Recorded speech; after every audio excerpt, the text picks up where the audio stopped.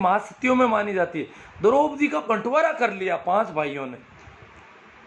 बंटवारा करोगे तो क्या करोगे भैया? फिर तो बलात्कार है सीधा।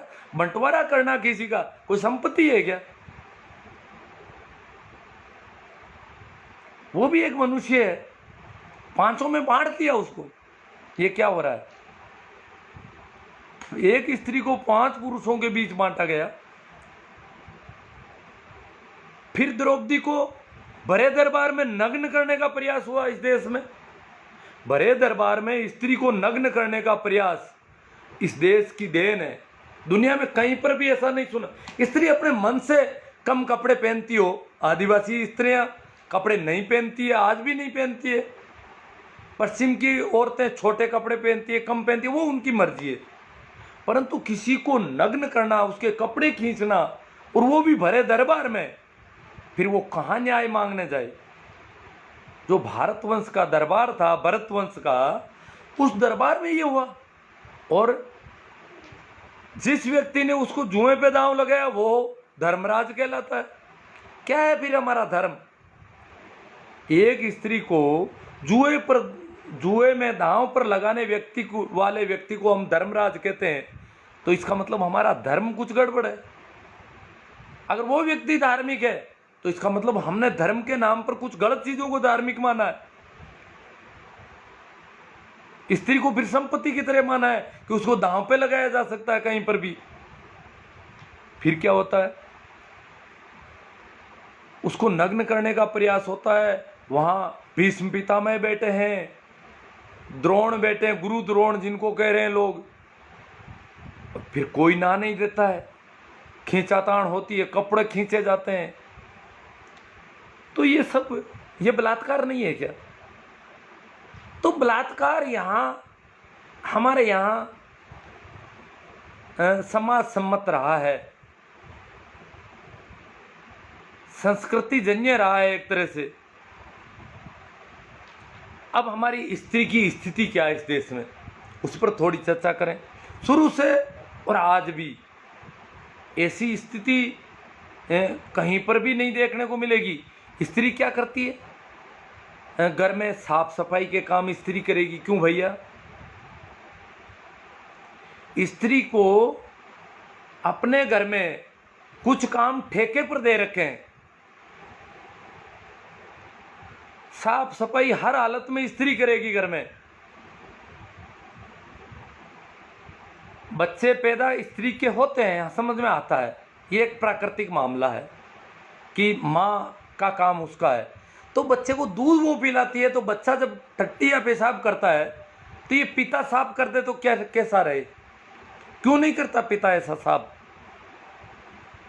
ये साफ सफाई का सारा ठेका इनको क्यों दे दिया? बर्तनों को साफ करो किसी भी कंडीशन में। अगर देखो, स्त्री को रोज काम करना पड़ता है, सुबह और शाम बहुत लंबा चौड़ा काम करना पड़ता है प्रत्येक घर में। ये इसको ठेका दे दिया, उसने उसको नियति मान लिया अपना, ये तो मुझे करना ही पड़ेगा। और साफ सफाई तो उसे करनी ही है। वो बीमार भी है, अगर कोई स्त्री बीमार है, खाट से बड़ी मुश्किल से उठ पाती है, पति फिर भी चला जाता है उसको छोड़ के, परवाह नहीं है उसको। पति बीमार पड़ता है तो हर बार कहता है चाय लाई नहीं, वो नहीं है, ये नहीं है, तुम तो सोचती हो मैं मर जाऊं तो ठीक रहे, तुम क्या कर रही थी वहां, क्या कर रही थी, बार बार उसके आगे पीछे घूमो। और वो स्त्री बीमार है, वो छोड़ के चला जाता है। आता है तब तक वो बेचारी देखती है वो आएंगे, उनके लिए थोड़ा खाना बना देती हूँ। खाएंगे क्या? इसी बीमार हालत में वो खाना बनाती है, उठ के बड़ी मुश्किल से वो खाना बनाती है और जाके फिर पड़ जाती है। इतने में वो आते हैं तो उनको कहती है जाओ खाना मैंने बनाया है अब खा लो। वो खा लेता है।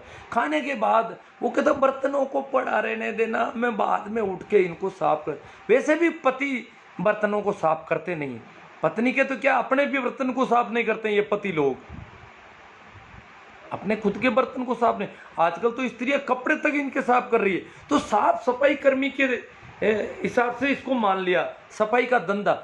जो जिन कामों को हल्का माना, नीचा माना, वो सारे स्त्री करेगी, पुरुष नहीं करेगा ऐसे काम।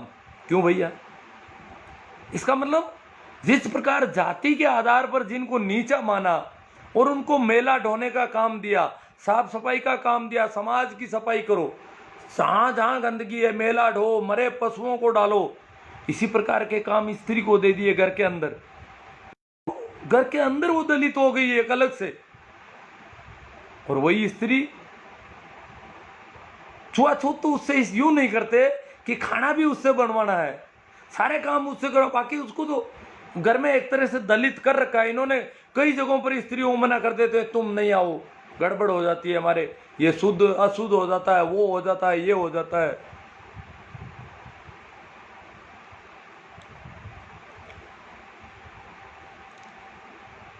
सफाई करने को इस देश में अच्छा काम नहीं माना है, साफ सफाई करने को बुरा काम माना, हल्का काम माना है। जो साफ सफाई का काम करते हैं उनको नीचा माना गया इस देश में। देखो बड़ा गजब मामला है, जो गंदगी बिखेरते हैं वो सेठ हैं, श्रेष्ठ हैं, जो गंदगी को साफ करते हैं वो नीच है, हल्की जाति के लोग हैं, हल्के लोग हैं, निम्न दर्जे के लोग हैं। जो सेवा का काम करते हैं, जो वर्क करते हैं, मेहनत करते हैं, वो निम्न दर्जे के लोग हैं। जितने भी मेहनत कर लोग हैं, कामकाजी लोग हैं, वर्किंग मेंबर हैं, वो सब नीचे हैं। और जो काम नहीं करते हैं, जो सेवा करवाते हैं, वो ऊंचे हैं। जो सेवा करते हैं वो नीचे, जो सेवा करवाते हैं वो ऊंचे लोग हैं, सवर्ण हैं। जो पैर दबाते हैं वो नीचे, पैरों में पड़े रहते हैं वो नीचे, और जो पैर दबवा लेते हैं अपने दूसरों से वो ऊंचे। ये क्या है? जो कमाकर मेहनत करते हैं, पसीना बहाते हैं, कमाते हैं, कमाकर खाते हैं, वो नीचे। और जो दूसरों का कमाया हुआ किसी तरह से हड़प लेते हैं, किसी किसी बहाने से, धर्म के बहाने से, दान पुण्य के बहाने से, उसके साथ ठगी करके, धोखा करके, मिलावट करके, चोरी करके, नाप तोल में गड़बड़ करते, हिसाब में गड़बड़ करके, या तलवार के बल पर वो ऊंचे। ये तो इसका हमारा सिस्टम रहा है इस देश का। आगे चलते हैं अपन। मेरा ये मानना है कि ये स्त्रियां आखिर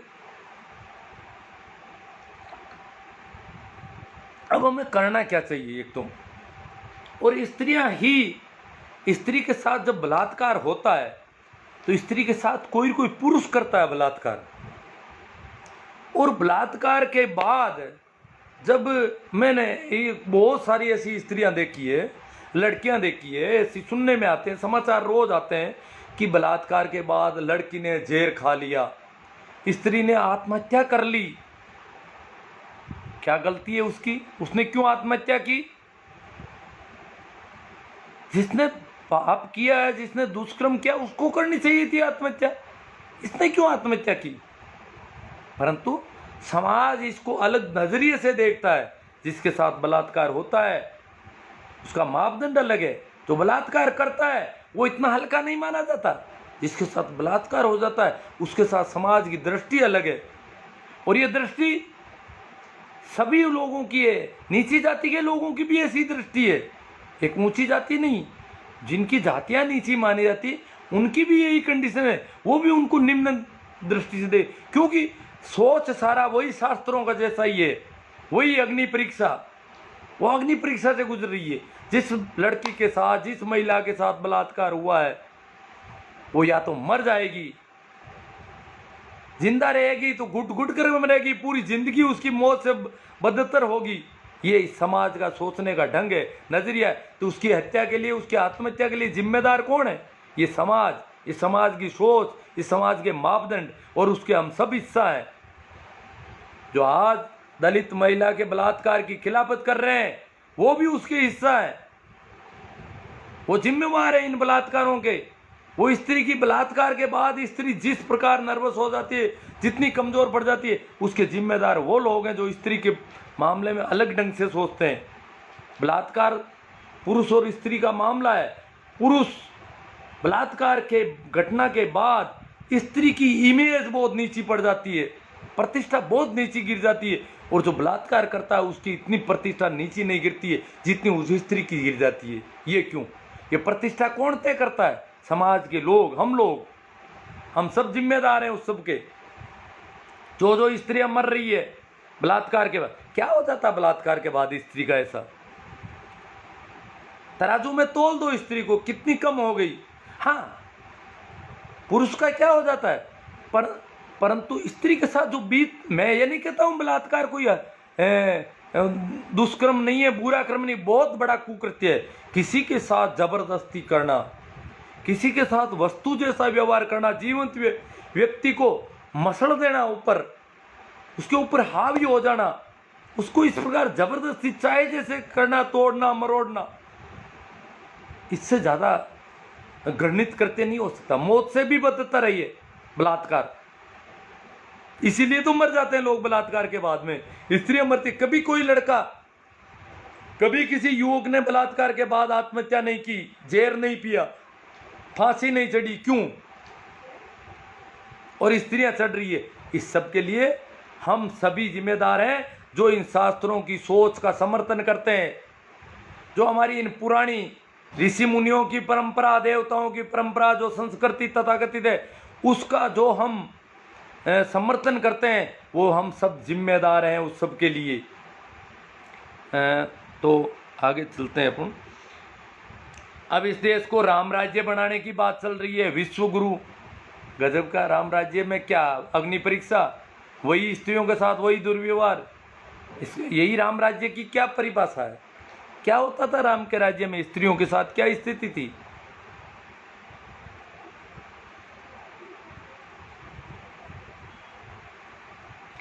तो इस देश में स्त्रियों की स्थिति बहुत नाजुक थी। जाति के आधार पर भी बहुत बड़ा भेदभाव था।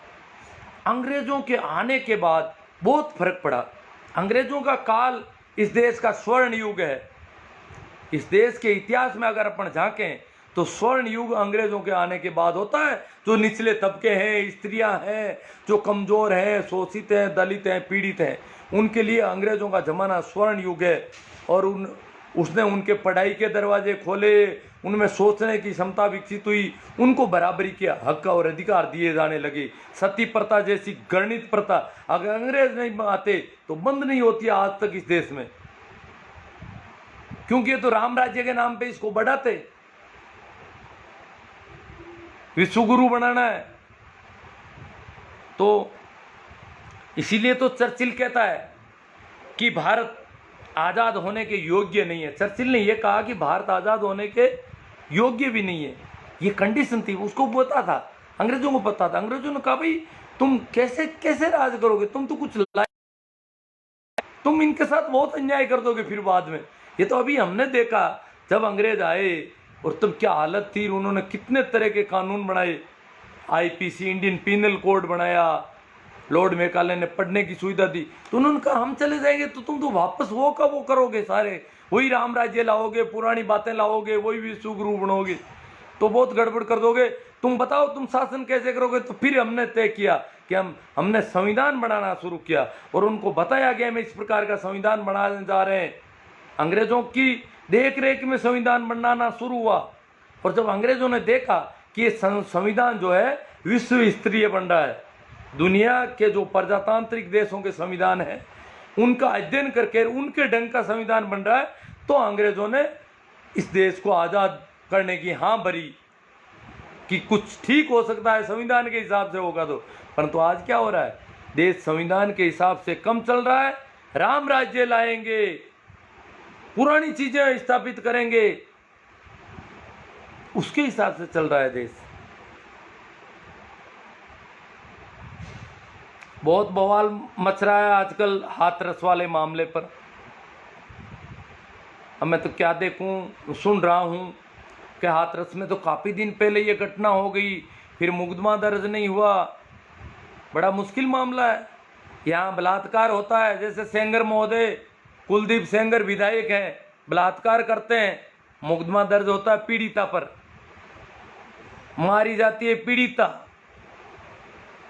और लोग तख्तियां लेकर निकलते हैं, निर्दोष विधायक, हमारा विधायक निर्दोष है। ये इस देश का सिस्टम है। बलात्कार जो करता है उसको निर्दोष दिखाने के रैलियां निकलती है। पीड़िता के पक्ष में कुछ नहीं हुआ, सेंगर की पीड़िता के पक्ष में कोई ज्यादा बड़ा माहौल नहीं हुआ, और आखिर वो मारी गई, संघर्ष करते करते मरी। ये हमने देखा। ये अभी थोड़े दिनों की बात, चिन्मयानंद के मामले में केस किस पर, उस पीड़ित लड़की पर केस दर्ज हुआ। उसने चिन्मयानंद के साथ गलत हरकत कर दी। कठुआ रेप कांड में तथाकथित धार्मिक लोग जुलूस निकाल रहे हैं बलात्कारियों के पक्ष में। ये क्या है? अभी भी कहते हैं कि कोई स्वर्ण परिषद है हाथरस की, उसने जुलूस निकाला कि इनकी कोई गलती नहीं है, इनको बेकसूर लोग हैं, निर्दोष लोग हैं, इनको छोड़ा जाए, ये निर्दोष हैं। तो ये क्या है? तो इस बार देखो, जिस पर ये थोड़ा एक घटना मिलती जुलती आ रही है यहाँ पर। मैंने काफी देखा है कि टीवी वाले ने लिखा कि ठाकुर का राज, ठाकुर बलात्कारी। पहले भी यूपी में ठाकुर बलात्कार का एक मामला है दलित लड़की के साथ, फूलन देवी के साथ। फूलन देवी के साथ जो हुआ उससे वो बुरी तरह टूट गई। ये समाज वैसे भी बलात्कार होने के बाद किसी को कैसे जीने देगा यहाँ पर। अब जो लड़कियां आत्महत्या कर लेती है वो मर जाती है बेचारी, क्या करे। फूलन देवी ने कहा वैसे भी मरना है तो इनको मार कर क्यों नहीं मरूं मैं, और इस प्रकार वो निकल गई, अकेली निकली, कोई संग साथ नहीं था। आज भी तो इन्होंने इस बार क्या किया, उसकी जबान काट ली कि ये चीख चिल्ला नहीं सके।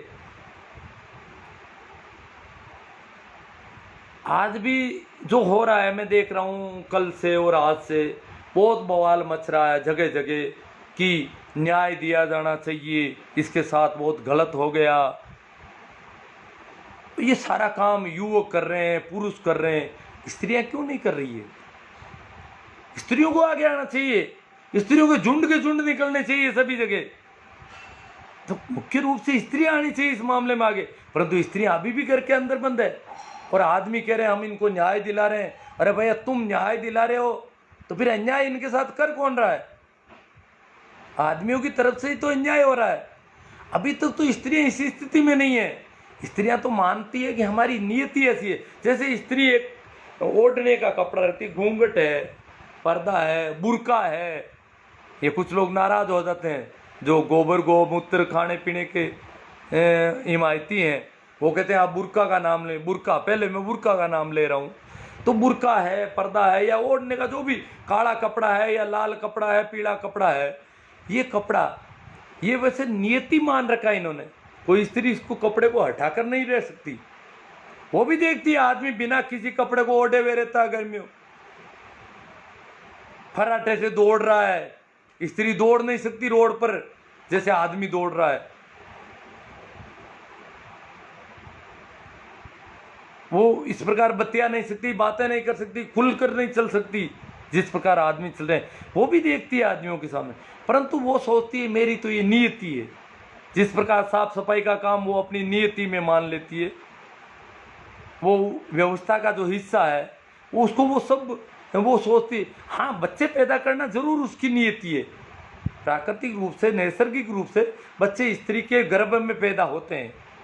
हालांकि उसके लिए भी पर्सनली शिशु और अब नई चीज़ें आ रही है, परंतु मोटे तौर पर वो उसके गर्भ में पैदा होने, ये तो उसकी नियति मानी जाती है। परंतु साफ सफाई करना या इस प्रकार के कपड़े ओढ़े बैठे रहना, आज आंदोलन में स्त्रियां ज़्यादा होनी चाहिए, पुरुष तो थोड़े बहुत होते हैं तो कोई बात नहीं, पर स्त्रियां तो घरों के अंदर बंद कर रखी है।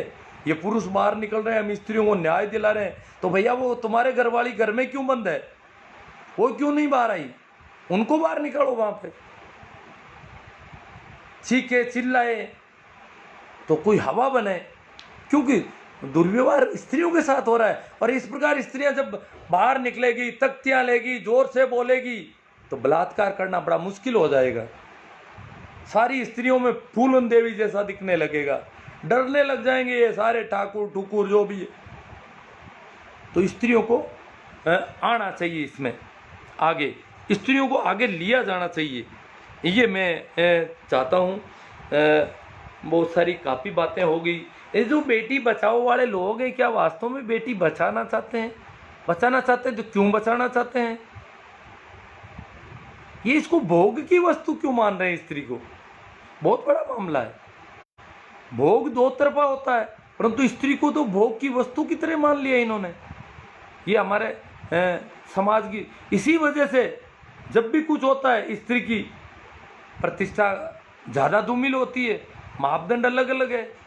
तो ये मापदंड बदलने चाहिए। ये सारी जो बातें मैंने आपसे की है, इस पर अब कुछ कमेंट आए हैं, कुछ विरोधी कमेंट भी आए हैं, उन पर थोड़ी सी चर्चा हो जाए। पता नहीं ज़्यादा लंबा खिंच जाएगा तो देखते हैं, इनको ठीक लगे शेयर करें। भाई चिमन भाई जी कालेरा कहते हैं डोर गो शूद्र ढोर पशु और नारी सब ताड़न के अधिकारी, तो दोष किसको थे? हाँ, ये भाई तुलसीदास सर ने कहा है, तुलसीदास जी ने कहा है कि ये तो सब मारने पीटने वाले मामले हैं, बड़ा गलत व्यवहार है वो। देखो, सभी को राम राम प्रणाम नमस्कार। हम आगे चलते हैं, इस पे बात करते हैं। उसी का दूसरा रूप वर्तमान समय पर्याय फिल्म है। ये भाई सुदेश कुमार जी क्या कह रहे हैं? ये संस्कृति ही मानसिक रोगी वाली है, सारा का सारा ढांचा सड़ा हुआ है। हाँ भाई भागीरथ लाल बजरंग लाल पंवार, ये 33 करोड़ देवी देवता विदेशों में भी है क्या? हाँ नहीं, सुना नहीं कहीं। नियोग की अपन ने चर्चा कर ली है। भाई बाका राम पुनड़ जालेरिया से, इससे ही तो मनुस्मृति कहते हैं जिसका आप उल्लेख कर रहे हैं, वो मन खड़ लिखी हुई बातें। भाई लक्ष्मण संकवाया, ये 33 करोड़ देवी देवता, हाँ उनका जवाब दे दिया लक्ष्मण ने। किसान सभा जाइल, ठीक है गुरुजी। नियोग की तो बात अपन ने कर ली। सभ्य समाज में आज इसे मान्यता नहीं है। पता नहीं नियोग नाम की प्रथा क्या थी, बात हो गई सही इस पर। आगे चलते हैं अपन। हाँ भाई बाकी अगर हम हिंदू हैं तो रात में जलाना कौन सा? हाँ, उस मामले में क्या हुआ, बड़ा गड़बड़ हुआ। हाथरस वाले मामले में इन्होंने सोचा कि इसकी डेड बॉडी रहेगी तो आंदोलन खड़ा हो जाएगा और उन लोगों को बचाना है, सबूत नष्ट करने हैं। ये शायद मुझे लगता है आज जब ये हुआ, रातों रात उसको जलाया गया, तो शायद ये अग्नि संस्कार जो दाह संस्कार है, ये भी कहीं इन्होंने इस प्रकार अपने कुकृत्यों के सबूत नष्ट करने के लिए तो नहीं ईजाद की है इसकी, क्योंकि सबसे ज़्यादा भारत में पाया जाता है और कुकृत्य इनका मुख्य धंधा था तथाकथित धार्मिक लोगों का। तो इन्होंने अपने कुकर्मों पर पर्दा डालने के लिए इनको जलाने का काम शुरू नहीं कर दिया कहीं, अग्नि संस्कार वाला मामला। चलो छोड़ते हैं उसमें। तो ये पुलिस ने जिस प्रकार जो किया वो तो करेंगे साहब, उनकी ताकत है। पुलिस अगर अंतिम संस्कार करती तो राजस्थान की पुलिस आनंदपाल का करती, नहीं कर सकती। कहते हैं कि उसका वो एनकाउंटर में मारा गया, फिर भी उसका अंतिम संस्कार नहीं हो सका। डीप फ्रीजर की व्यवस्था करनी पड़ी सरकार को, बॉडी को कई दिन तक रखा जाना पड़ा। परंतु यहाँ क्या होता है, बॉडी दिखाई नहीं जाती है। रास्ते पर गांव के लोग लेट जाते हैं, उनको हटाया जाता है। घर पे लोग इंतजार कर रहे हैं बॉडी यहाँ लाई जाएगी, बॉडी सीधी चली जाती है। और बॉडी आने से पहले, पीड़िता की बॉडी आने से काफ़ी पहले बड़ी तादाद में पुलिस बल छावनी की तरह हो जाता वो गांव। मीडिया वाले इधर उधर नहीं जा सकते, सारा पैक हो जाता गांव बुरी तरह से। चप्पे चप्पे पर पुलिस खड़ी है और बॉडी को रात को जलाया जाता है। बाकी वो क्या है, कोई रीति रिवाज घर पे जाके कुछ करना वरना वो तो छोड़ो, उसका मुंह नहीं दिखाया जा रहा है। तो ये सरकार तरह देखो, कलेक्टर एसपी सभी लोग वहाँ थे, उनको वो करना था। जिम्मेदारी दे के भेजा था सरकार की तरफ से कि आपको हर हालत में इस बॉडी को रातों रात सल्टा दोगे। ये ऊपर से हाई ऑर्डर है और उन ऑर्डर के हिसाब से कलेक्टर एसपी सब बॉडी के साथ आते हैं और एक तरफ ले जाके जला दी जाती है।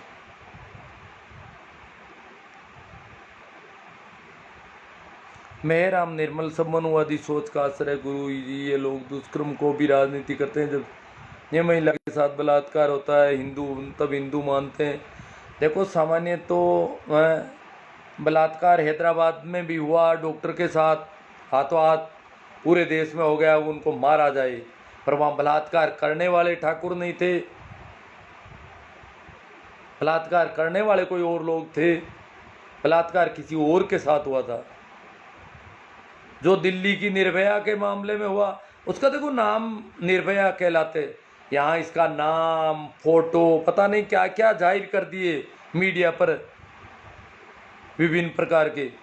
क्या फर्क पड़ता है इनके, कौन पता है कि ये लोग कैसे कानून कार्रवाइयाँ कर लेंगे इतनी, और उनका डर लगता। तो निर्भया के मामले में कितना हुआ, यहाँ नहीं हो रहा है। पुखराज मेरा क्या फांसी हो सालों को, घटिया धर्म हिंदू धर्म, मैं एक नास्तिक हूँ, मानवता मेरा धर्म है। अब ये तो भी है आप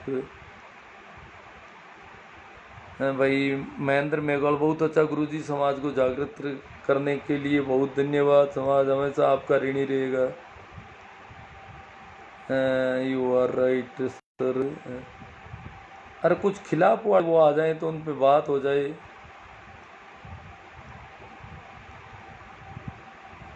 प्रभु जी सोनी कह रहे हैं सर आप समाज को जगाते रहो ताकि कभी ना कभी समाज में जागृति जरूर आएगी। कर रहे हैं हम जितना हो सकता है। अब क्या है कि विरोध भी तो बहुत भारी हो रहा है साहब। श्रवण पूनिया बेरू, जब तक सामाजिक सुधार नहीं लाया जाता हम बलात्कार जैसी घटनाओं से नहीं उभर सकते। कोई भी नेता या दल इसे पूर्णतः रोक नहीं पाएगा। हाँ भूवी जाखड़ आए हैं, ये हिंदुओं की तरफ से आ रहे हैं, हिंदू हैं कोई। अरे मास्टर जी हमारे शास्त्रों में बलात्कार का उल्लेख तक कहीं नहीं है मिलता है। ये बलात्कार शब्द कहाँ से आया, आपने सीधा सनातन धर्म को टारगेट किया है। अहिल्या के साथ किसने बलात्कार किया, शास्त्रों में क्यों नहीं लिखा है? अहिल्या के साथ बलात्कार ही तो हुआ है। और बलात्कार के बाद अहिल्या के साथ क्या हुआ, कपड़े कौन उतार रहा था, द्रौपदी के कपड़े कौन खींच रहा था, कौन नग्न कर रहा था भरी सभा में? क्या ये बलात्कार नहीं है? कपड़े खींचना, किसी के कपड़े किसी के खींचना, नग्न करने का प्रयास करना बलात्कार नहीं है। बलात्कार होता है क्या फिर? बलात्कार का मतलब जबरदस्ती करना, किसी के साथ जोर जबरदस्ती करना। आप राजनीति, मैं तो राजनीति में हूं ही नहीं कहीं। राजनीति चमकाने के चक्कर में आप धर्म ग्रंथों का अपमान कर रहे हैं। हाँ जो भी बलात्कार होते हैं हम उनका विरोध करते हैं और उनको सख्त सख्त सज़ा दी जाए या बीच सड़क पर गोली मार दी जानी चाहिए। अगर आप हर बार हिंदू धर्म ग्रंथों को टारगेट करते आए, या आप किस कारण से कर रहे हो सकता है आपकी कोई हिंदू धर्म से आपकी कोई दुश्मनी है, लेकिन इसका मतलब यह नहीं है कि आप सोशल मीडिया पर किसी धर्म ग्रंथों के बारे में गलत बोलें। मैंने किसी धर्म ग्रंथ के बारे में गलत नहीं बोला। धर्म ग्रंथों में ऐसी बातें लिख रखी है। श्रवण पूनिया वेरू, 57 की क्रांति अगर सफल होती तो भारत कई मायनों में आज पीछे छूट जाता, यानी आज की स्थिति सबसे बदतर होती।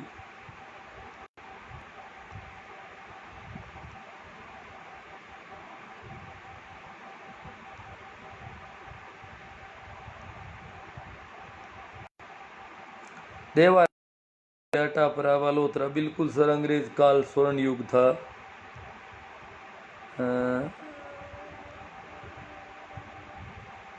जेपी चौहान नारिया, बहुत सुंदर संदेश दिया सर। ये तो मंदिर से ही बाहर नहीं निकल रही है,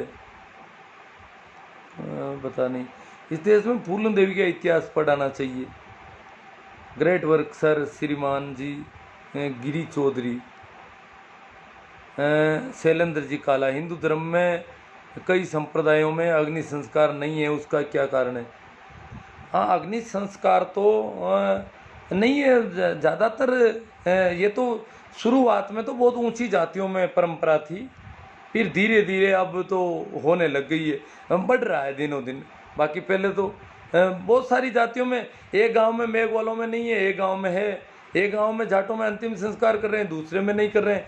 भारत में भी अंतिम संस्कार, अग्नि अग्नि का अंतिम संस्कार शायद 20% लोग करते हैं पूरे भारत में, ज़्यादा से ज़्यादा, उससे भी कम है। अग्नि संस्कार करने वालों की संख्या कम है, दफनाने वालों की संख्या ज़्यादा है देश में अंतिम संस्कार के मामले में।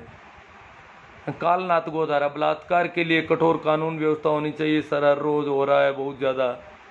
ग्रेट थॉट, अमित कुमार प्रेवा, राइट्स, निखिल चौधरी। नरेंद्र सिंह कोचर, उत्तर प्रदेश में जब अपराध प्रदेश बनकर रह गया, चारों तरफ लूट, हत्या, बलात्कार हो रहे हैं।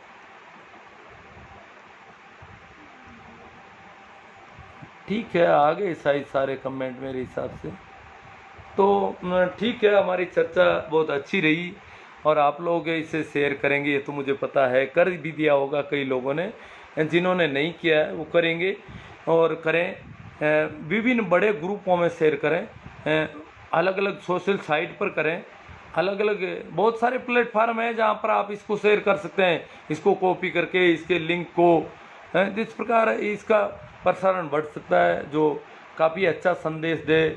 हमारे अंदर स्त्री विरोधी जो सोच है, यहाँ ये नहीं है कि ऊंची जातियाँ स्त्री विरोधी सोच, नीचे से नीची जातियाँ भी स्त्री विरोधी सोच रखती है, क्योंकि यहाँ सोच सारी वहाँ से ही होती है, जो शास्त्रों में वही सोच चलती है सभी लोगों में।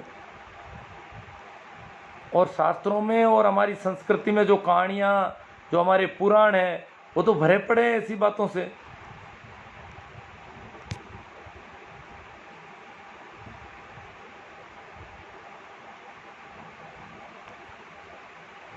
तो ठीक है, आप मेरा YouTube चैनल भी ज़रूर देखें, उसको सब्सक्राइब भी करें, उसमें मैंने बहुत सारी चीज़ें डाल दी है। YouTube चैनल के बारे में कुछ बातें बता दूँ मैं। मेरे YouTube चैनल में आपको बहुत ही काम की चीज़ें मिलेगी, आपकी ऑनलाइन क्या क्या कैसे किए, जैसे किसी भी कोर्ट में कोई केस चल रहा है तो मेरे YouTube चैनल पे आप उसको केस की पेशी तारीख देखनी है, केस की फैसले की कॉपी निकालनी है, इस प्रकार की चीज़ें आप हाई कोर्ट, निचले कोर्ट, रेवेन्यू कोर्ट, सारे छोटे SDM कोर्ट, ADM कोर्ट, इनसे संबंधित सारे फैसलों की कॉपियाँ और सर्च करने के बहुत अच्छे सरलतम उपाय, ये सारे मैंने ऑनलाइन कुछ वीडियो डाले हैं और वीडियो डालूंगा। हम बहुत सारे ऐसे ऑनलाइन क्या काम कर सकते हैं, इस प्रकार के वीडियो भी मैं तैयार आने वाले दिनों में और कर रहा हूँ। खेती की नकलें वगैरह, नक्शे निकालना, नाप जो करना, ऐसे कई वीडियो हैं आपको मिलेंगे। और ये जो सारी वार्ताएं हमारी इस प्रकार की होती है, ये भी वीडियो मिलेंगी। तो उनको, उनके लिंक को आप ज़्यादा से ज़्यादा शेयर करें, उस पर अगर आप सब्सक्राइब करेंगे तो वैसे वीडियो आपको और भी ज़्यादा सामने आएंगे। ये मेरे YouTube चैनल के संबंध में भी थोड़ी बात मैंने कर ली आपको। शैलेंद्र काला, दादूपंथी जैसा संस्कार करना चाहिए, जो भी है ठीक है। तो फिर मैं अंत में एक बार फिर आप सभी को मेरा प्रणाम, नमस्कार, राम राम पर्याप्त है।